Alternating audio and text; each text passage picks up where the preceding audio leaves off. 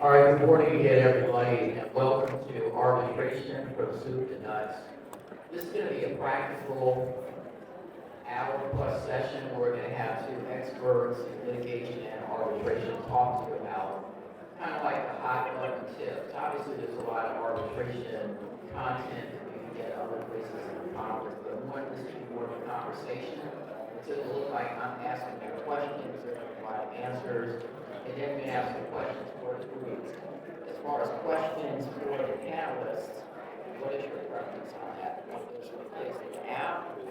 I think app would be great, but then also if you can hold questions until after, I think that would be the best because we might be answering a question that you want to ask early on. Put them in the app so you don't forget. But I think we can just ask and answer, and we'll try to save as much time as we can so that we can have conversation about it because I think this is an area everyone's going to have questions about. Yeah, we want to encourage questions, so please make use of the app, and we will have, should be ample time to get a lot of your questions in. If we have somebody pull that glass door, close that for us. Well, somebody outside of the way. Okay, let's get started. So this is going to be question and answer, not quite like the Go-Go record that has the call and response thing to it, but there's 5 key questions that guide arbitration that we're going to talk about here today. So you can see them on the board. It's like, kind of who, what, when, where, why. So who are you suing and why are you suing them? Or the claimants. And you'll see this question specifically, what are the keys to a short play arbitration? Those that are in arbitration had the misfortune of handling them in a short play arbitration, you will probably understand the significance of that question. But if not, along the way, we'll pick that up. Also, the third question could be the very most important, which is why it's bold. How do you get the discovery you need? Obviously, arbitration is designed to truncate the discovery process and the entire process. But there's still ways you can get the documents, the evidence, the items that you may need to prove the case. And you think about that beforehand, typically before you can file your arbitration claim. Then we're also going to talk about the rules that you're set with, how do you use those to your advantage. And then you also need to think about pros and cons, like what 2 or 3 things could you do or not do that can sink your case. So I'm going to turn it over to our panelists to answer the first question, which is, who do you sue and why?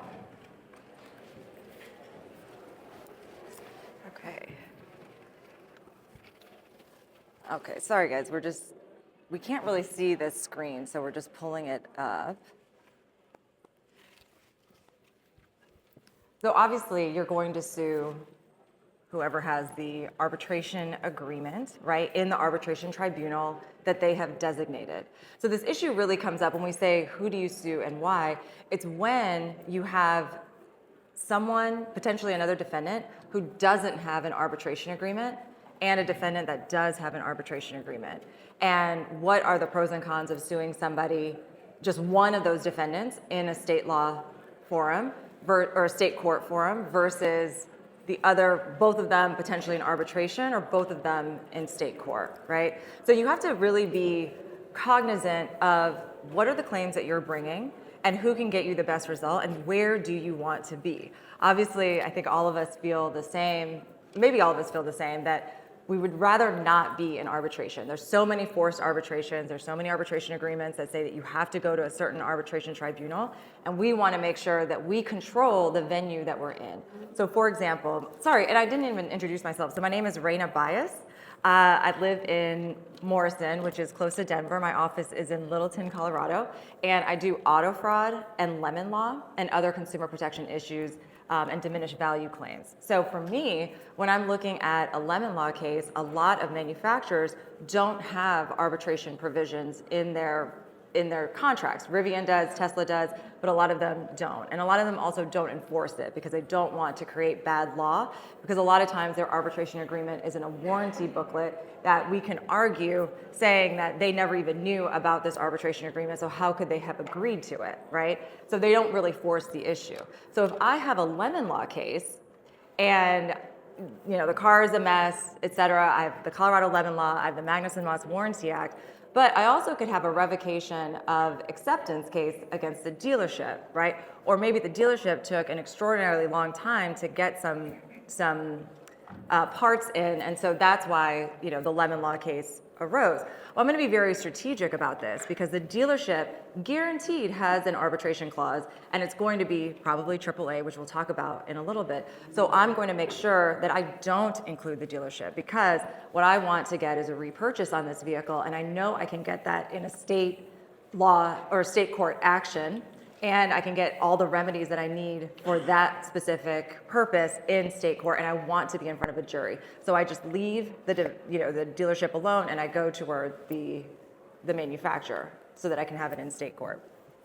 Yeah, I'm David Chami. I'm with Consumer Justice Law Firm, and I'm primarily filing cases in federal court. Most of the work we do is Fair Credit Reporting Act, and so if you guys are practicing in that space or even some of the other related spaces, almost every one of the furnishers, credit card companies, banks, almost all of them have arbitration clauses. A lot of the specialty CRAs, if you sue the checkers, higher rights, I don't know about higher right, but a handful of them also have arbitration clauses. TransUnion and Equifax do not in any way, shape, or form ever try to compel arbitration, even though, and it's because of the way their agreements are written with their apps. But if you do this work, Experian is really pushing and fighting for arbitration. So a lot of times when I'm filing a lawsuit under the FCRA, I have all three consumer reporting agencies, if it's a credit-related case, and 2 or 3 furnishers sometimes, especially in matters that involve, identity theft. And if you have relationships, if the consumer has a relationship, even on an identity theft claim, with Amex or Chase or Citibank or Barclays, they all have AAA arbitration clauses. So I've done it different ways. I almost always file a federal case against all of the defendants, but I've started to change my practice a little bit because I've realized that I can use my federal case to get discovery against the other defendants. And so I now like to file the federal case against those who don't have arbitration clauses, use that federal case to send my Rule 45 subpoenas to all the other future defendants, because I know that once I get into arbitration, I've got a better than 50% chance that I'm going to get very little discovery. And I'm pretty good at getting discovery in arbitration because I will fight for it, and I will fight very aggressively for it with the arbitrator on the initial call. But even in those fights with some of those arbitrators where I make my case, some of them will say, well, come back to me if you need more. We're going to exchange documents first, and then we'll decide each step of the way whether I'm going to give you the next piece of discovery. And those initial hearing calls can be very telling, right, to the defendant who's looking at you going, well, we know you're not going to get shit from this arbitrator, so the value of your case just dropped.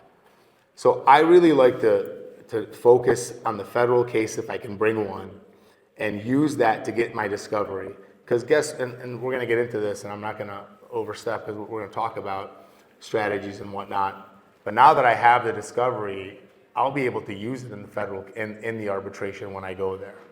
So federal court, if you find a defendant that you can bring there, and even if you can't, sometimes I'm only suing Experian, and I know that my client has their stupid CreditWorks Experian quote unquote free app that they're going to likely compel arbitration. I still file the case against Experian. There's a cost, of course, to doing that. I have to pay the filing fee and serve them, even though I know that they're going to likely compel me to arbitration. But sometimes we win those fights. If your client's had the Experian app for 10 years or 8 years, there's a really good argument for the FCRA being excluded, right? So there's lots of factors that go into where you file, which cases to bring, which claims to bring, and where to bring them. And so what I would just say to all of you is, when you're having those conversations with yourself or whoever at your office and your client, you definitely want to talk to someone, a NACA member who does arbitration work. If it's state court stuff, if it's auto fraud stuff, if it's FCRA or any of those related actions, call someone and say, hey, I've got a claim against these 3 defendants. I know there's arbitration here. What do you recommend? And I think those conversations are easy to have, and I'm always happy to have them. I imagine Raina would be as well. I just volunteered you, so. No, appreciate that. One point I do want to make to this is if you know that there's other defendants that are going to be involved in your case that aren't involved yet. So for example, in auto fraud, we have something called the FTC holder rule, which means that any lender that's assigned the retail installment sales contract is also liable for all of the claims that the original dealer is liable for. Well, oftentimes you don't have kind of these third parties have this arbitration clause directly with you, and they will fight against it. So what I normally do is anticipate that and add them to the arbitration and serve them with the arbitration so that they come back and say, no, this arbitration doesn't apply to us. And now I have them actually admitting that this arbitration doesn't apply to them, so that when I file a state court action against them, they can't then fall back and say, oh, well, actually arbitration does apply. So that's a little tip that I learned just kind of going along the way, just to add those additional entities. Or we often have parent companies and franchisees. So the parent company I'll add, and they'll say, no, we're not part of this either. And then that way I got them on that. And one other point, and something I've learned trial and error. So no one, I'm not here giving you like I knew it all. I figured this stuff out. I've learned that if you sue, for example, Experian as part of this broader lawsuit, and then they compel arbitration or you stipulate to arbitration, the case almost always is getting stayed. And then when I try to serve the Rule 45 subpoena, they argue now, no, you can't serve me discovery in your federal case because the court's already stayed discovery as it relates to me. And I've had these fights with judges. I'm like, no, my discovery with Experian isn't related to my claims against Experian. It's related to the other entities still in the federal case. But that is a fight that can be more complicated and difficult to have. And I've had courts rule against me on the issue. So I've just decided I'll leave Experian out when I know I'm going to be in arbitration because there's no case stayed. And I actually got them to agree to a dismissal recently without prejudice. And I'm like, well, good, now there's no stay, and now I'm gonna go seek discovery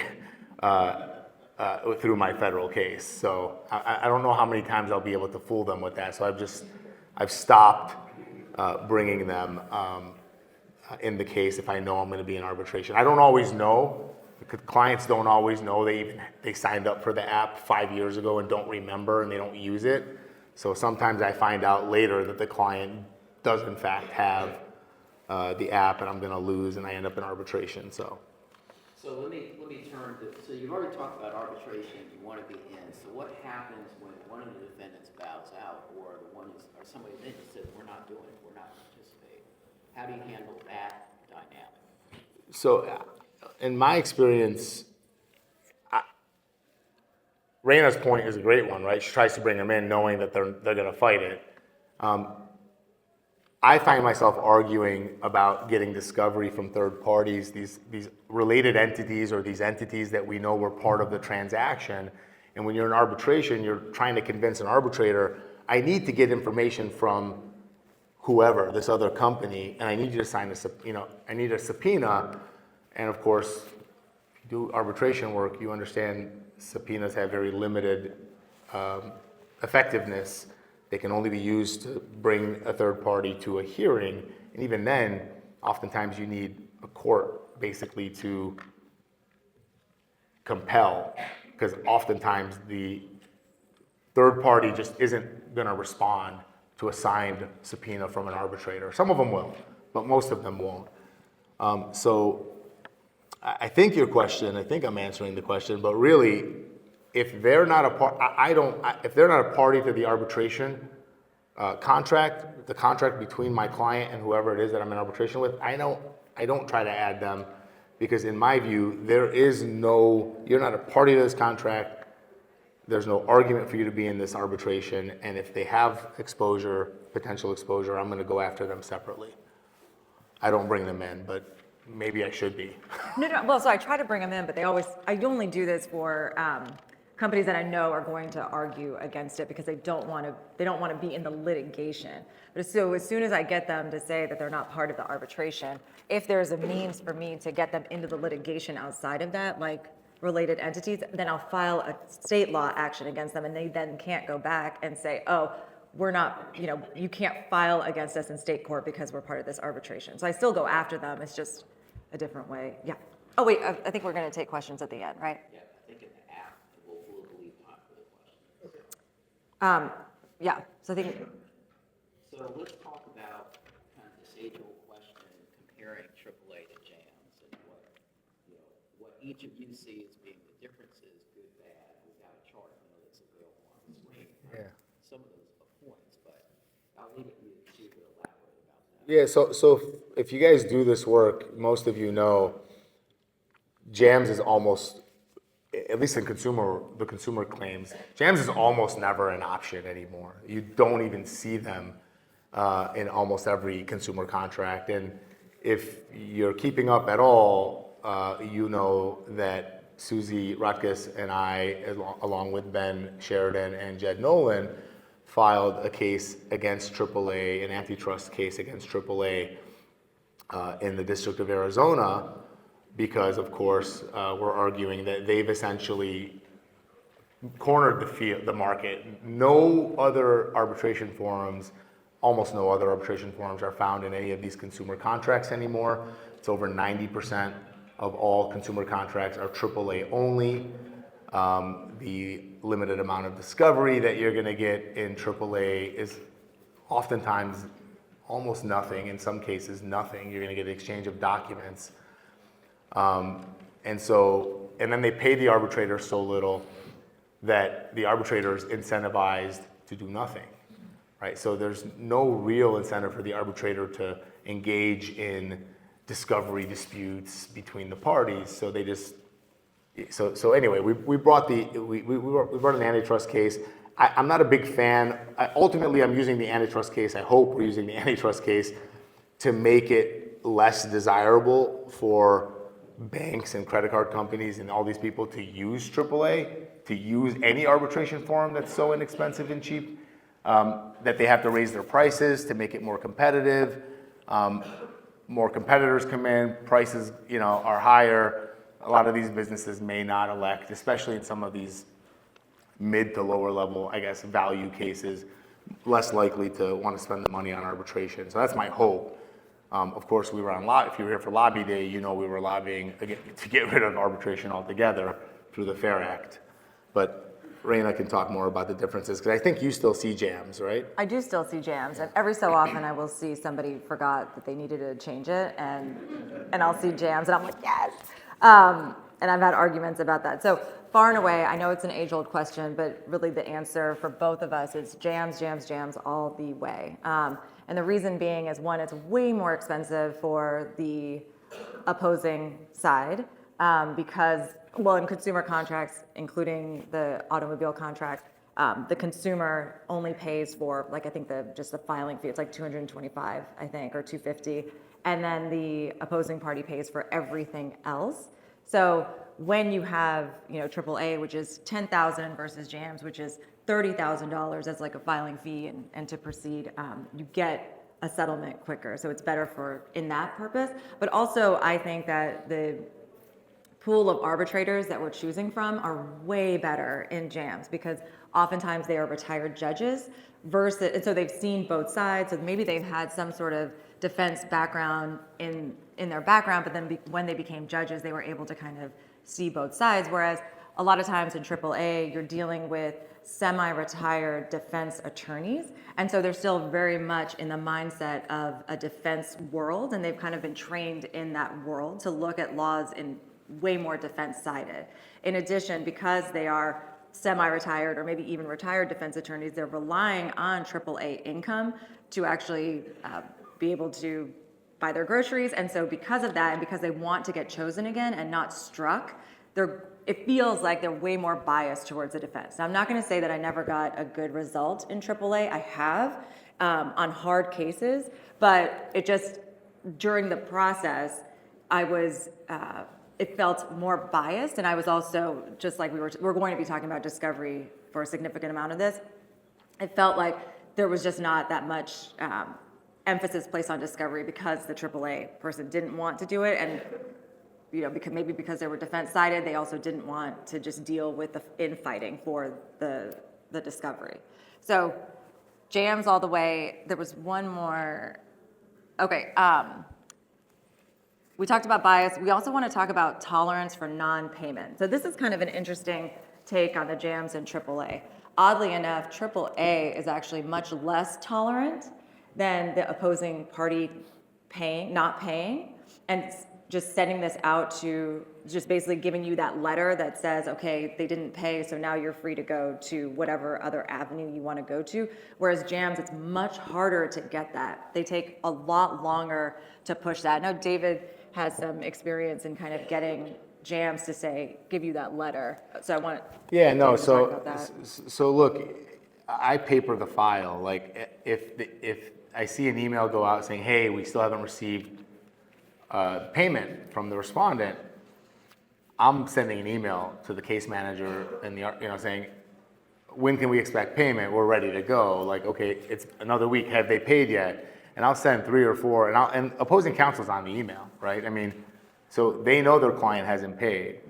So I will then request from jams, look, I need you by a certain date to give me a letter closing the case, close the case, so I can move on and pursue my client's rights.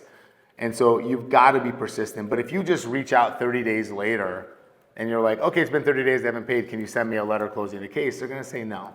But if you send 3 or 4 emails along the way asking the case manager, hey, have they paid yet? Can we please get this moving? Sending them those emails, papering the file, at 30 days, when you say, okay, can you close the case? Well, now they've heard from you 4 times. You've been persistent, the other side's been ignoring them, they haven't paid. You're much more likely to be able to get something from JAM saying, look, they haven't paid, we've requested payment, claimants requested payment. I send and then when I go back to court, because I'm going to go back to court in most cases, if I have a case stayed or if I'm filing it, I am ready with my documentation that they waived their right, they forfeited their right to pursue this or try to compel me into arbitration. Doesn't always work. By the way, I've done this many times. It does work. Sometimes the court's like, you didn't try hard enough. 30 days and 5 requests, just, because they come back and say, we're ready to pay now, and one of the arguments I always make to the court is, look, the argument defendants raise is this efficiency and expedient, to be able to get through a speedy and efficient, process rather than go through court, and here they are delaying, right? I will agree as well that AAA, I've noticed, is far quicker to administratively close the case if they don't get payment. But I don't think you should rest on your laurels with that, because I have had a court kick us back and say, try again. An administrative closure is not enough. So I will try to get AAA to say, well, we're going to refuse to administer this arbitration for non-payment rather than administrative closure. We're going to refuse to administer this arbitration for non-payment. Now I have something in writing that where AAA is refusing to administer this arbitration as opposed to just administratively closed for non-payment, because that suggests it can be reopened. So if you can get AAA and if you ask for it, they will say we've closed the case for non-payment, or we're refusing to administer the case for non-payment. Ongoing fight, little story, real facts, right? It's an Experian. I love telling my Experian stories because Experian thinks, in Jones Day, they think, they are the top of the food chain. So we have a case with Experian where they failed to make the payment, and AAA closed the case. And we, of course, have a couple of emails from our team saying, hey, why hasn't payment been made, right? So after the case is closed, we file our motion to reopen. And of course, Experian loses their mind. They start yelling and screaming. If all of you, and I don't, John Vogt is like one of the partners there. If you guys do work against Experian, maybe you've heard of him, you know him. He starts making a really big deal in writing about how all the payments are handled by him, and he would have paid this if he got notice. And so, of course, I just pulled up the email that he was CC'd on with the invoice. He got notice, he just didn't pay it. And so the cool thing is we actually, we won that one, right? So we get to go to federal court. But it doesn't always work out that way. So again, papering the file, we have to be as diligent at insisting on payment from the respondent, the person, we call them the respondents, the defendant, as AAA or JAMS are. If they're asking for payment, we need to say, hey guys, you're prejudicing us. You're delaying the case. You're delaying the administration of justice. And by the way, in AAA, they don't even appoint an arbitrator until they get paid. So they don't even start the process of trying to identify an arbitrator for you. And for those of you who do AAA work, sometimes even when the payment is received, it takes 90 days or longer before they find an arbitrator. I've had cases where we've waited 4 or 5 months before they found a suitable arbitrator for us, depending on where you're at, right? If you're filing a case in a smaller, more rural area, they're gonna have way more difficulty finding an arbitrator. So something to consider, using the failure to pay, or even sometimes the failure to appoint an arbitrator. I've asked AAA, say, if you can't find someone by a certain date, you need to just admit you can't administer this arbitration and close it. And then we can move on. Because if you're in a rural area and they don't have an arbitrator for you, you can't handle the case, let me go back to court. And you can get that done too. So super quick on that point, with AAA, they select one arbitrator. With JAMS, they select 5. And then you pick your top 3, the other side picks their top 3, and then whoever you guys both agree on is usually the arbitrator. So just want to let you know that you can object to the one arbitrator in AAA, but there really has to be some sort of bias or some sort of objective reason why you are objecting to them. Now, keep in mind that because of the rules of motion to vacate, if you object to an arbitrator in AAA, usually the other side will agree because they don't want to start off on the wrong foot and already show that somehow the process was biased or somehow you were given an unfair process just because you objected and they didn't, and they objected and the arbitrator got chosen anyways. So just want to put that out there. And then also, I don't know, there's kind of a little bit of a trend in Colorado where some companies are using independent arbitrators. I would be very, very, very careful about that. Do not use independent arbitrators because you want to make sure that the rules that they're following, like the consumer protection rules that they are following for that tribunal, that independent arbitrator, are solid, that they're fair. AAA and JAMS both have consumer due process rules that try to codify fairness so that you can actually argue against them if object and argue against certain provisions in the arbitration agreement if they are not fair, but the independent arbitrators don't necessarily have that and they're not as strong. So just be very careful about that. Okay. So let's talk about, we're at the fork in the road. We talked about JAMS and AAA. So you're at the fork in the road where you're stuck with AAA, unfortunately. But that doesn't necessarily mean there's a fork in your case and you're done. So let's talk to people about how can you maximize and try to improve your AAA experience. Yeah, so look, it's something that took a lot of practice, and if I don't think Ron Wilcox is here, I haven't seen him, but I learned a lot about arbitration in 2016, 2017 from Ron Wilcox, who kind of made me feel like maybe this isn't such a bad place, and we were doing JAMS. I think Ron and I probably single-handedly caused Citibank to change their credit card agreements. Seriously, during our arbitration with them, they removed jams from their contracts. I'm not taking all the credit. Most of it belongs to Ron because he was teaching me at that time. But what I will tell you is that your initial hearing is such an important opportunity to lay the groundwork. You can't go into it thinking this is a Rule 16 conference. We're just going to pick dates. It's not what's happening.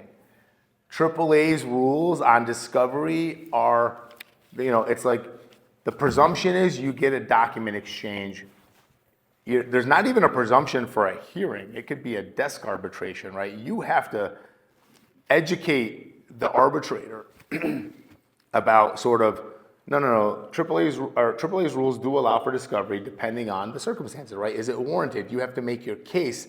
You have to be prepared to almost like a motion to compel before the case even starts to convince the arbitrator of why you need discovery and what kind of discovery you need and why it's important and what your burdens are as the claimant in this case to prove the elements of your, in my case, mostly FCRA case, why I need access to, not just documents, but I need to talk to their corporate rep or their mailroom person. Especially if I have a case where they refuse to investigate because they said my client's dispute was suspicious. So in those cases, I've deposed Experian's mailroom clerk now multiple times, the head of their mailroom department. So I know about these things, and now when I go to the arbitration, I'm talking to an arbitrator, I'm explaining all of these things, and the arbitrator's like a little overwhelmed because they don't know what the hell I'm talking about. They've probably never done an FCRA case before. But now they are convinced that maybe this is way more complicated than just some paperwork, right? So I have made the case why I need discovery. I tell them all the witnesses I'm gonna bring, fact witnesses, I'm gonna hire expert witnesses. Why am I doing that? Because I want a 3 or 4 day arbitration hearing to be set on that call.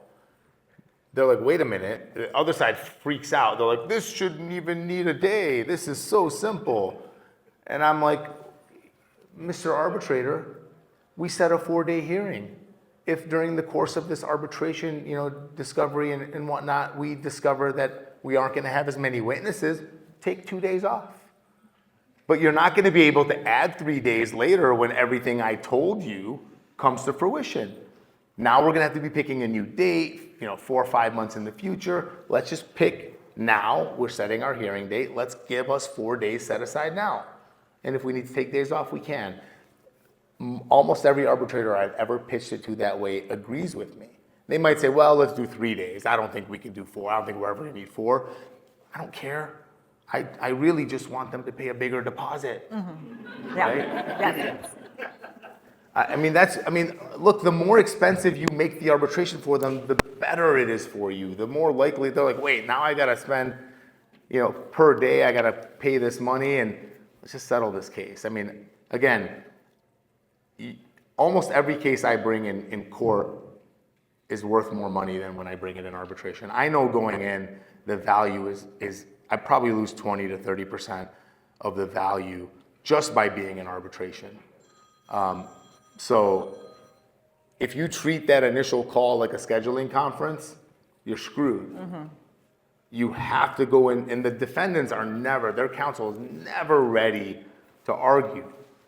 They just think they're going in for a scheduling conference. Now, with me now and our firm, now a lot of them have learned that we're gonna go in and make these arguments, so they do come prepared, but they still can't really win those arguments. There's no real way for them to convince an arbitrator after these arbitrators are hearing for the first time all of this stuff, that this is a simple, 4 or 5 hour hearing in a single day.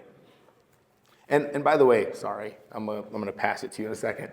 Sorry, depositions are so hard to get. One of the most compelling arguments I found is when I ask for a deposition, I say, this is gonna help make the testimony at the hearing much shorter.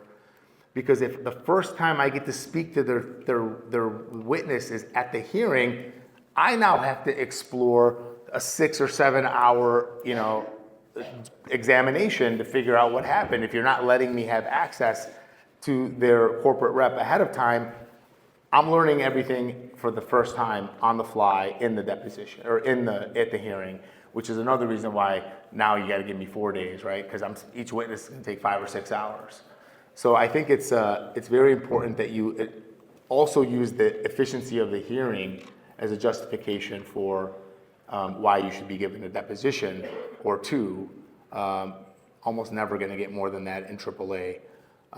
You could in jams, but again, most of you won't ever see jams. So this is where we're going to spend the bulk of the rest of this talk because it is so, so, so important. So we're going to come back to discovery. How do you get the discovery that you need in AAA? Because they're exactly what David said. There's nothing to give you that discovery. But I've even had arbitrators say, discovery? Why are we talking about discovery? There's no discovery here. Let's move on. I'm like, oh my God, like you're not going to exchange anything? We're not going to exchange at all, you know? So, and that happens. So I'm going to actually go back a little bit because I want to start from the beginning, which is your statement of claims and your demand for arbitration, okay? So you do your demand for arbitration, and in AAA and JAMS, it's like an online form, and they give you about a 1-inch by 1-inch box to tell them about their case, right? Here, explain about your entire case and all the claims that you're bringing. Oh, no.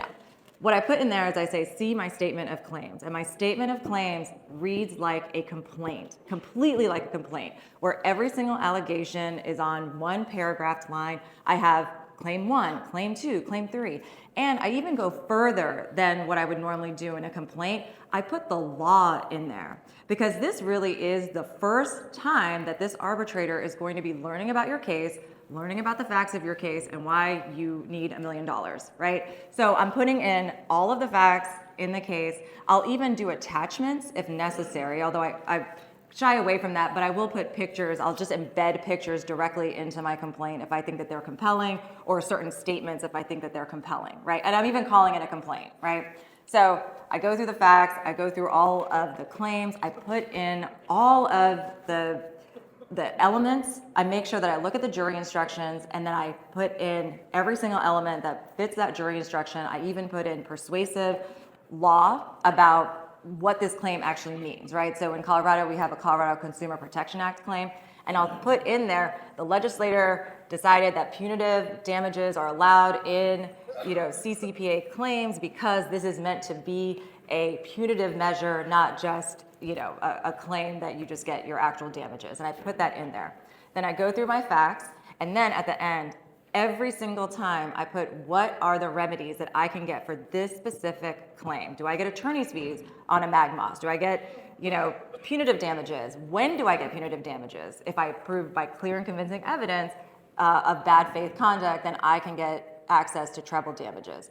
So I went to this talk about, there's a bunch of mediators and arbitrators who have been practicing forever, and the number one thing that they said that they wanted us to give to them is, well, what are the damages that you can get, right? Everyone's focused so much on the law. It's like, well, no, what about the damages? And now you're setting it up right from the very beginning that you are going to be asking for punitive damages in your case.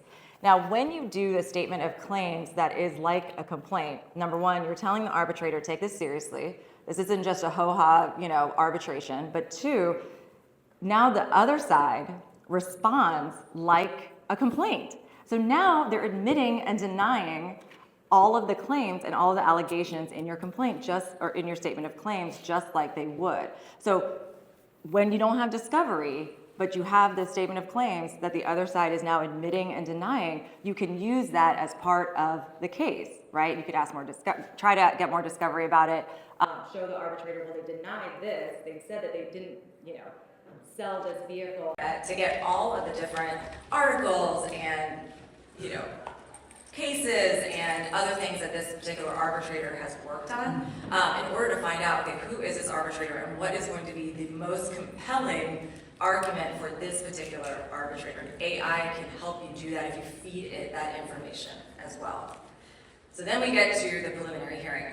And David is 100% right. I mean, I go in with a checklist. And I actually added a checklist to the materials that I use. But you want to go in with a checklist of all the things that you're going to be talking about and case law. I put case law directly in my checklist because as soon as an arbitrator says there's no discovery allowed, I can point to, I actually have this case, Schenkel VBG Maintenance Management Colorado, which says, U.S. Supreme Court held that agreements which require arbitration of statutory claims are enforceable so long as the prospective litigant effectively may vindicate his or her statutory cause of action in the arbitral forum.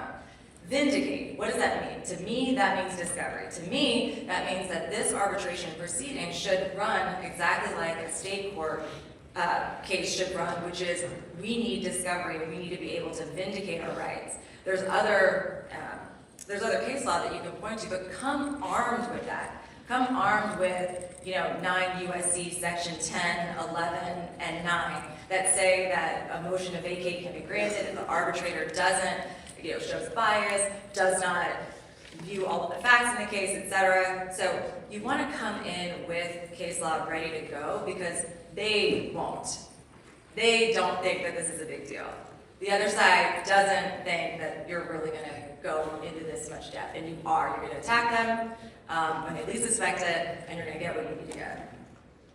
And you really do lay the groundwork for a much bigger settlement when the arbitrator is like, yeah, I'm going to give you depositions. How many do you need, counsel? They're like, wait, no, that's not why we're here. No depositions. And if you're there, understand, I don't want to jump ahead. There's so many things. We need like 4 more hours because I'm like, all right, I'm stuck here. You want a protective order? Not happening. I'm not agreeing to a protective order.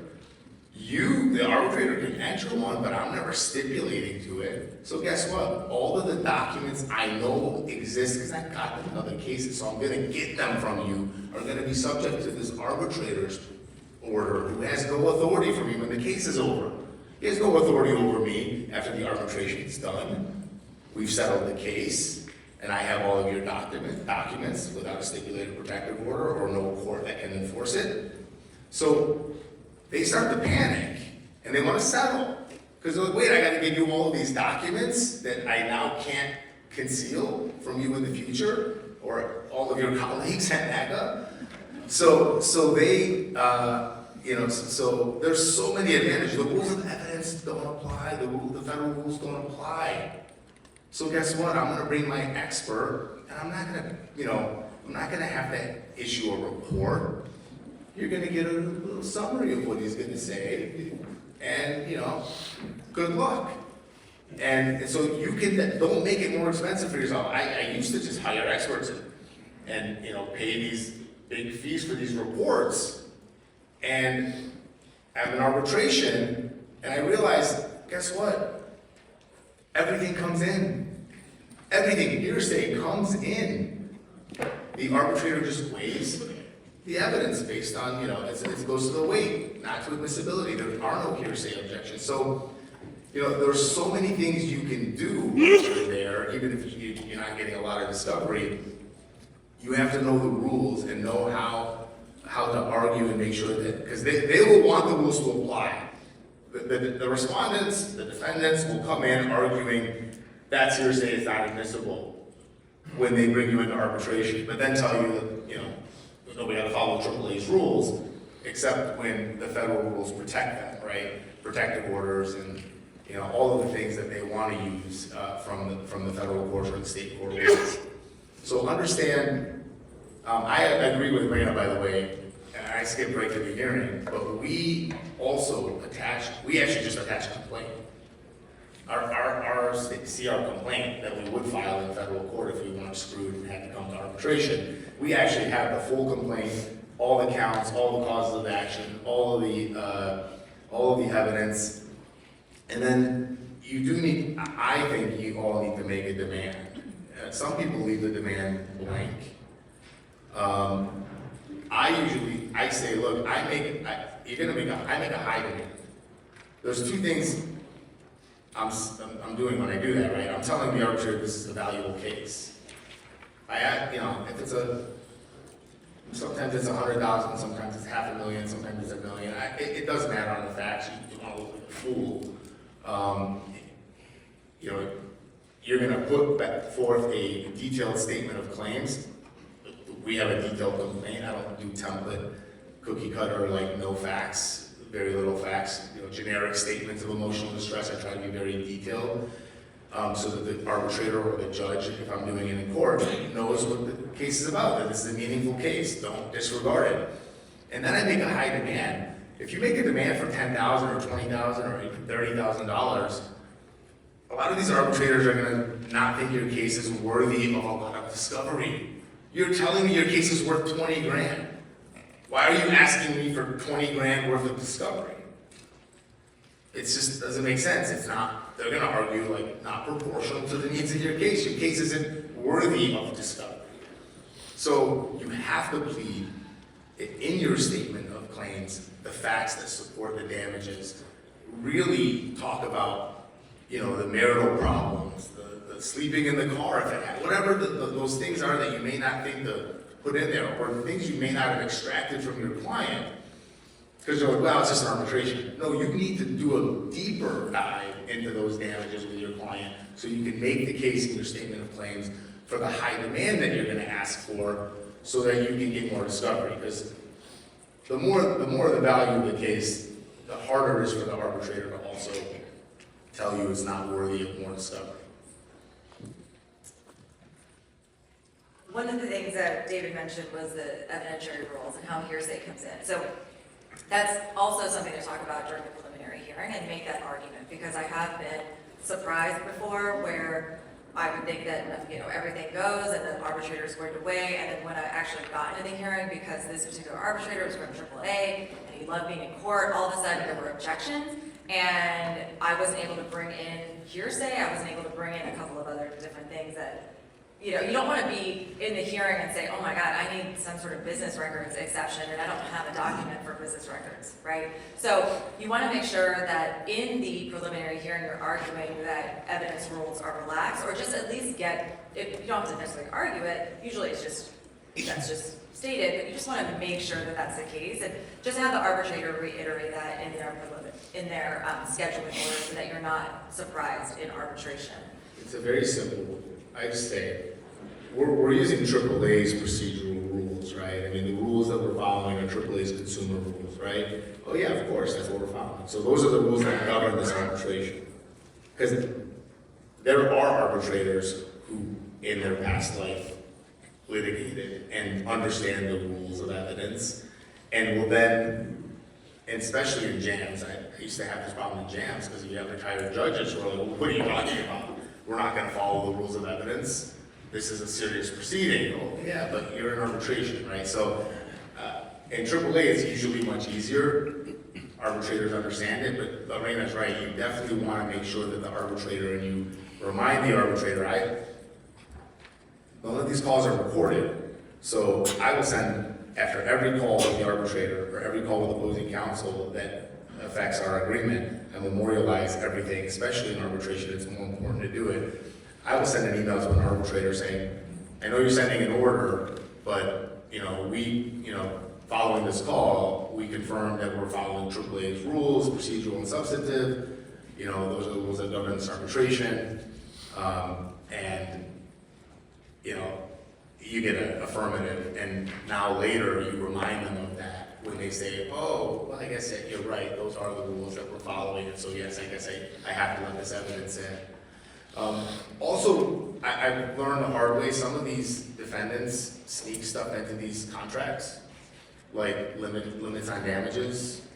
Like you go to arbitration and the maximum you can get, no matter what, is $1,000. Like, no matter what your real damages are, that's what you're agreeing to when it was a background check case, literally, they had that in their agreement. And I had an arbitrator buy that, and I didn't know, throw my team under the bus, somebody at my firm stipulated to arbitration, and then I ended up in the arbitration hearing, before the hearing going, wait, they're arguing that we can't actually get our actual damages. So you definitely want to be aware of anything like that, fee shifting provisions in their contract, because they have them. You really want to get out ahead of that at your preliminary hearing as well. You have to know they won't remind you that they're going to make those arguments at the end of the case. So I want to brief it up front. and I've done that many times, I say, no, before we proceed with this arbitration, I need to know what your rulings are gonna be on whether they can recover attorney's fees or not. I wanna know, because I wanna make a record. You're not gonna get a written record in most cases. None of this stuff, right, usually you have to pay for the court reporter, sometimes trick the defendant into agreeing to split it with me. But you can make your record through briefing, and I try to brief, and by the way, the more you brief, the more they pay. So I want to resolve, I'm not kidding, it's all part of the equation. I want to resolve the issue of fee shifting, this two-way fee shifting up front, Your Honor. I need to know now, Madam Arbitrator, whether that's even a possibility. It affects everything I do in this case. We need to brief it. And they understand. I've never had an arbitrator say no to those types of issues. So I'm briefing those issues up front. And guess what? A couple of things happen. Number one, you find out this arbitrator is going to totally screw you. You know right away, before you've spent 4 months. I mean, you're like, I don't want to know, I want to try to settle. No, you want to know. I'd rather settle for a third of the value and get out, because she's already told me what she's going to do. But usually what happens is when you put them in that spot, not always, is they're like, okay, no, you've now given them the law. They understand what the FCRA's fee shifting provisions are and how it's one way. And all of a sudden now you've convinced them, and now you've got them saying, yeah, no, this is only one-way fee shifting. And now they're saying, the things that you want them to say. It's going to be an in-person hearing in the consumer's location where the defendant now has to travel to. I argue for those. I don't want remote hearings when it's not convenient for me, right? When it's convenient for me, remote hearings are fine. But usually I'm arguing for in-person hearings. I don't want a remote hearing. My client's entitled to be able to examine them in person. My client wants the arbitrator to make a determination of their emotional stress in person. So you're asking for all that stuff in the preliminary hearing, and that you've now increased the value of your case up front when you get those things. I 100% agree. So in your materials, I actually added a winning motion that I did and a reply on a Principle 14 motion. It was a motion to strike, and it was exactly about this. It was to strike unconscionable and illegal provisions in the arbitration agreement. So, for example, my arbitration agreement said that he couldn't get any incidental and consequential damages, he couldn't get any attorney's fees, he couldn't get fee shift, he had to cost split the arbitration. There was numerous things that were wrong in this arbitration agreement. So I told the court early on, I'm going to be arguing this. I'm ready to argue it now. And then the other side was like, whoa, I'm not prepared. Okay, fine. That's fine. We're going to actually then go to briefing on it. And I put together a brief, submitted that, and then we were able to get incidental damages, consequential damages, all of the attorney's fees, et cetera. And that was huge. That actually made our case. Now, did it actually get to settlement? No, because the arbitrator decided to not make any sort of finding on that until after the arbitration hearing, which is kind of crazy. But anyways, so we didn't know before going in, so it didn't lead to an earlier settlement. I wish we had known before we went in, because it obviously increased their exposure significantly. But that's super, super important. So lean on the due process rules of AAA and the actual rules of AAA. Really read them, right? And just kind of highlight them and say, okay, Principle 14 says this, right? You're supposed to be able to get anything that you could have gotten in state court. So what does that mean? Well, you would have been able to get attorney's fees in state court. You would have been able to get incidental and consequential damages. So what's the case law on that, and how do you argue that? Where are we as far as, I have like 15 minutes, 17 minutes left. We've already covered discovery, I believe. Yeah. Oh, one more thing about the preliminary hearing. Ask for hearing transcripts there. So Rule 27 of AAA says if a party wants a written record of the hearing, the party must make such arrangement directly with stenographer, et cetera, at least 3 business days before the hearing. I've had objections placed by the opposing party when I tried to ask for a stenographer closer or, close to the date of the hearing. So just get that out of the way. Just let everybody know that you're going to get a transcript, and then that actually puts people on notice that you're taking this seriously and that they need to watch themselves to a certain extent as well. And then for video, it doesn't say that you can have video in a AAA hearing. If you want video, if they agree to it, then if you can get the other side to agree, then you can get video. But otherwise, it doesn't allow that.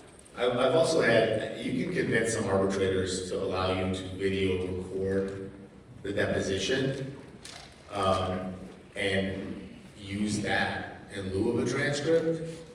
And I think that is a cost-effective way to get the testimony documented and used at a hearing without having to spend $800 or $1,000 on a transcript. So I will, one final point before we go to questions, and this is just more, broadly speaking, I've had lawyers following sessions like these and other conferences who have reached out to me, and I don't know them or remember them, but they'll say, hey, I talked to you at the last conference in Orlando, and I got an upcoming arbitration, and I don't know what to do. And, and I'm like, okay. I answered the phone. Obviously, I had time to take the call, and I spent 30 minutes on the phone saying, okay, tell me a little bit about your case. All right, this is what I tell you. Here's a little quick debrief before you go in. If everybody here took me up on that offer, it would probably not work out too well for me. But there are a lot of people here, Andy Mills and others, who have done a lot of arbitrations, who are good lawyers, and would welcome your phone call and spend 15 or 20 minutes to kind of get you prepared if it's your first or second time, or maybe you've done a couple but you botched some because you didn't know any of this stuff, and now you're like, all right, I want to go into this one and try to do it right. I'm happy to take that phone call or shoot me an email, and we can schedule a call. Same. Yeah. Yeah, same. So, One more thing. In the preliminary hearing, don't forget to leave yourself time for the closing brief. You want to make sure that you do a closing brief because that really gives you the ability to apply everything that you heard, get the real-time transcripts, and apply it to the law, and then give them this big, beautiful packet of, of all of your arguments. So just make sure that you leave time for that, and also any sort of attorney's fees hearing. Okay, done. Yeah. Now ready. So we dove into the discovery a little bit. We did talk about the whole process of educating the arbitrator about what you're preparing your case to be and what you want them to be focused on. So I'm going to go to the slide about take-home tips to get to discovery.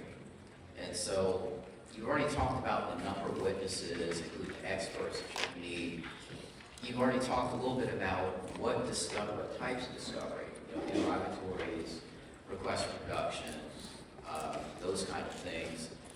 But is this really a situation where you want the defense to be as up on the facts of the case ahead of time, or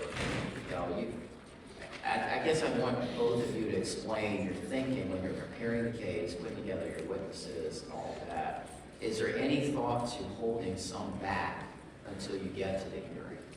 I mean, the cool thing is in arbitration, if I really want to go, if I'm going to a hearing, if I'm actually wanting to go to a hearing, and that's my goal, and not trying to settle the case, because I think the case is so great, and I have a great arbitrator, yeah, I'm going to hold back as much as I can without being accused of sandbagging, right? I mean,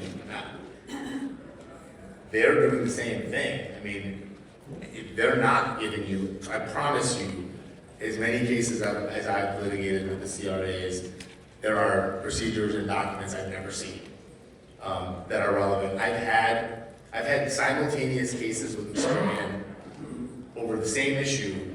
In one case, they produced this procedure, and the other case, which was further along and fast discovery had to close, we're like, hey, you never gave us this other document. This other lawyer just gave us, and it's exactly the same issue. So they're holding stuff back in arbitration for sure. And the more you know about them, the less they can hold back. But if you never litigated with a defendant, you don't know anything about their procedures. In arbitration, good luck. You're gonna get what you get. So I'm not giving them anything I don't have to give them if I think the case is going to a hearing. I'm gonna surprise them with everything I can.